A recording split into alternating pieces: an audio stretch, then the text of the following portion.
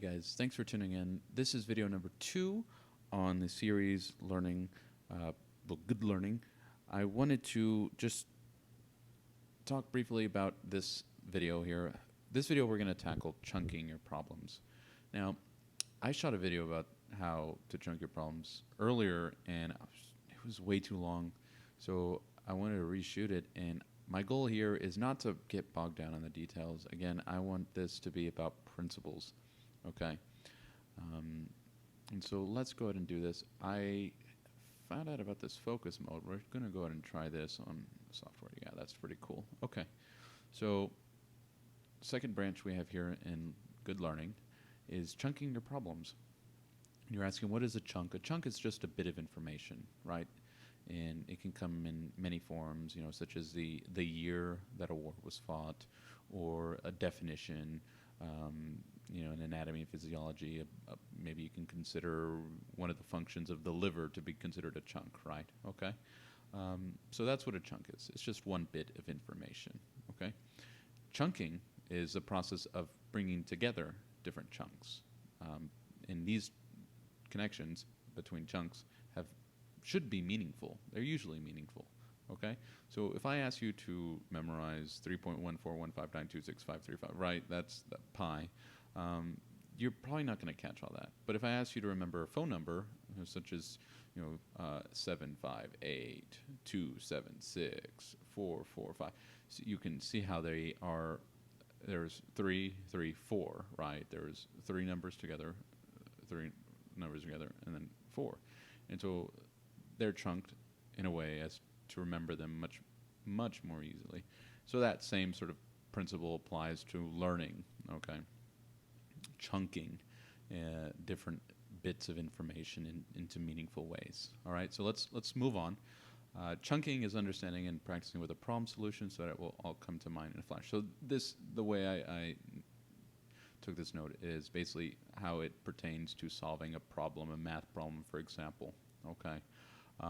In a math problem, there are steps, right? It's formulaic, it's very sequential, sort of a recipe, if you will. Do this, do that, do this, do that, and here's the end product, okay? And chunking is sort of the connection between do this, do that, step 1 and step 2. If you can find a way to make step 1 and step 2 a relationship between those two, so it becomes intuitive, and like, oh, it's obviously, the next step is this, then that is a successful chunk there, where it just automatically comes to mind what the next step is. If you have to exert a lot of mental effort to actually get to step 2, it's like, oh, then perhaps maybe that's not the best meaningful relationship you have between those steps. Okay, so chunking is basically forming intuitive, meaningful relationships between either a step or a bit of information, a process, what have you. Here it says, after solving a problem, rehearse it. Okay, make sure you can solve it cold so it can be accessible to you at any time, meaning you can solve it on a whim, right? Let's see what we have here. Boom. And so this comes out to here. What's on our node? Chunks are pieces of information that are bound together through meaning. Perfect. Yep, that's right. We're going to click that guy. Let's go ahead and hit focus mode here. Okay, formation of a chunk. All right. I don't want this video to be too long, so I'm just going to push ahead forward.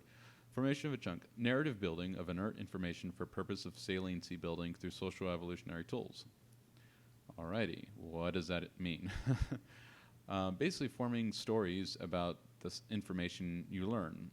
We can hijack certain social evolutionary feelings and behaviors, mental states, into how we learn. So, for example, if you close your eyes and I ask you to think of an apple, you can visualize an apple, but what if I ask you to maybe really feel the texture of the apple? Perhaps there's a certain gloss to the apple that you're noticing. Maybe the apple has a scent to it too. You can smell the sharpness of the apple, and then you can sort of visualize the apple into being sliced into a half, and then you can really smell the fragrance of the apples as it's being sliced, and maybe the moistness of it being, dripping in your fingers. All of that is sort of a sensory, it's a swath of sensory information. That is very key to forming chunks.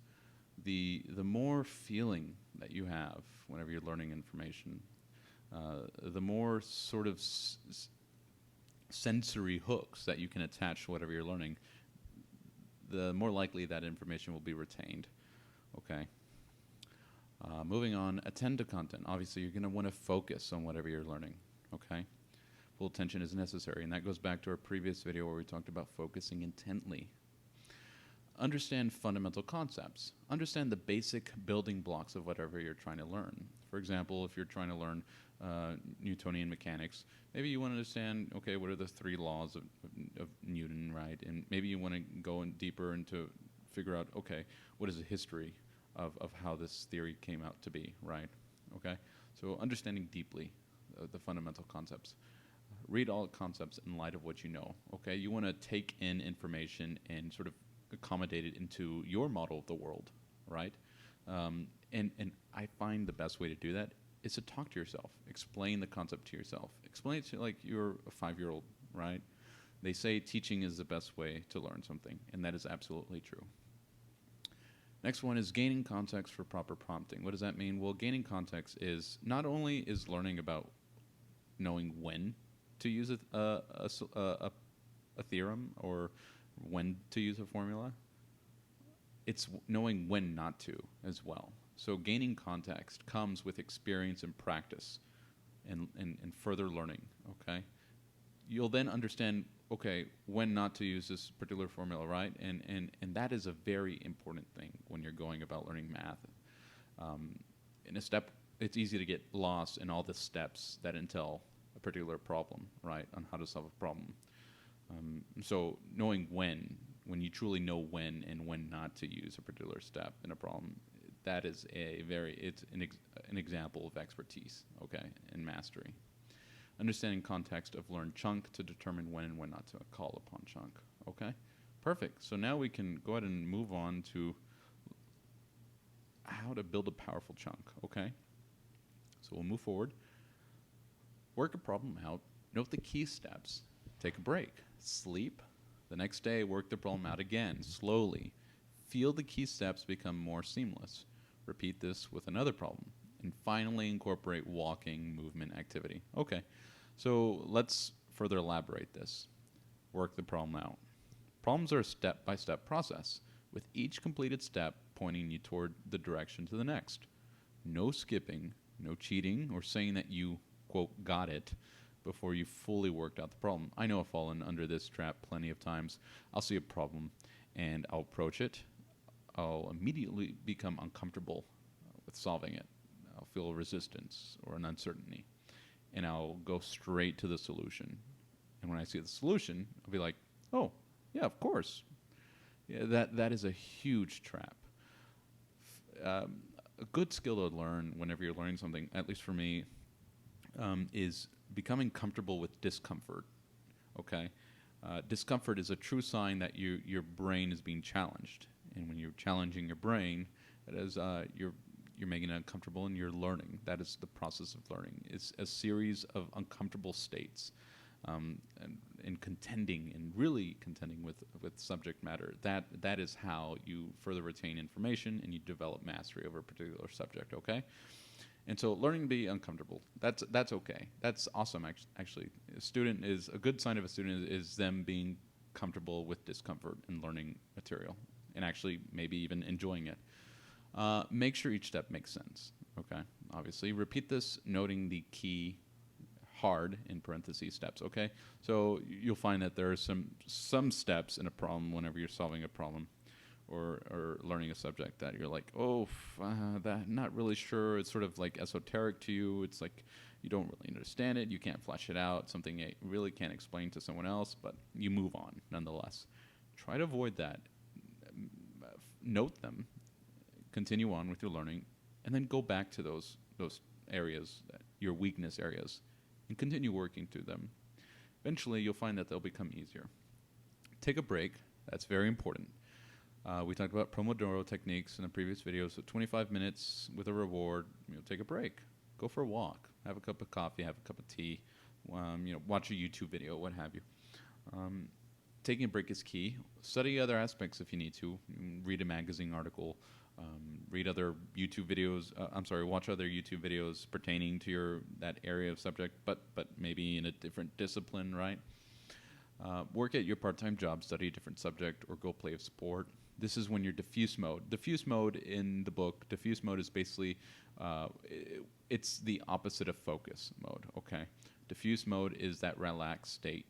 It's sort of looking at things holistically. It's sort of, when you're in the shower or you're running and you have that aha moment, that you're in a diffuse mode when that happens, okay? So when you're relaxed and not paying attention and not engaging your subject material, this allows for the diffuse mode to take hold, to really lead you to those key insights and those aha moments whenever you're learning whatever subject, okay?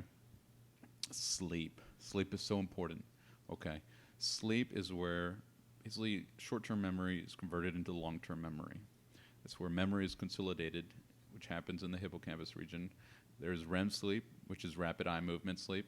That happens during sleep. It is absolutely important to learning and retention. Okay, do not discount the importance of sleep.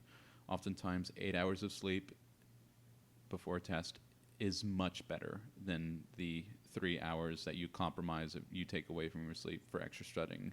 You wake up the next day and you're a bit groggy. No. Okay, so please do sleep whenever you're learning anything. You're going to find that the next day it's going to become much easier, okay?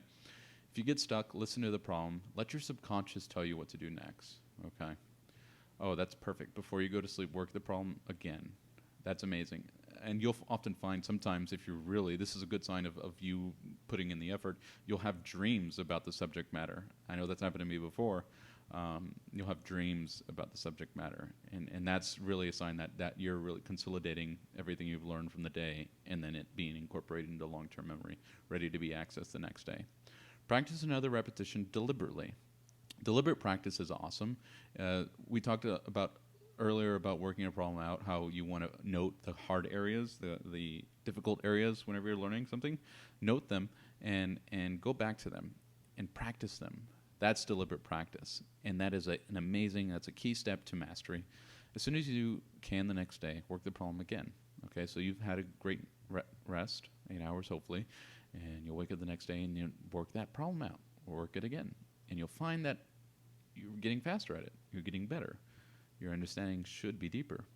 Keep your focus on the parts of the problem that are the most difficult for you, okay? Continue taking note of those hard problems, the areas where that you're weak. The continued focus on the hard stuff is called deliberate practice, like we stated before. This is the most productive aspect of studying, deliberate practice, everyone. When you are uncomfortable and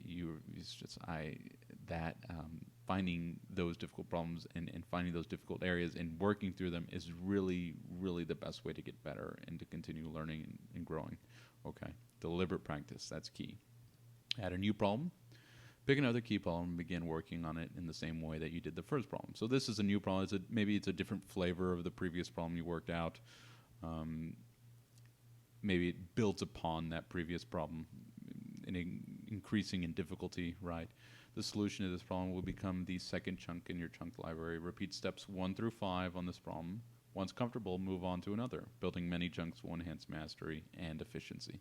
Okay, so you'll basically just rinse and repeat.